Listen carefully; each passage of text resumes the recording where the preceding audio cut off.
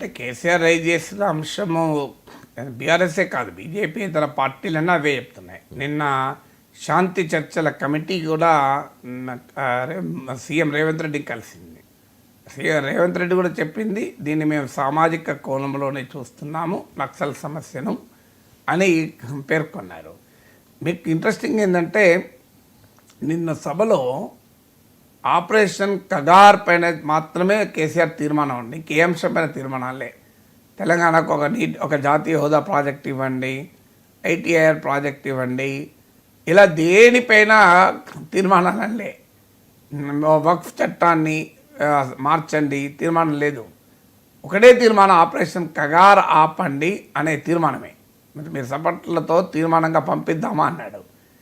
So చర్చలు జరపాలన్నాడు. కేసీఆర్ 11 ఏళ్ళు ముఖ్యమంత్రిగా ఉన్నాడు. చర్చలకు ఎక్కడ ప్రయత్నం జరిగింది? అప్పుడు రాజకీయ పార్టీలు ఏంటంటే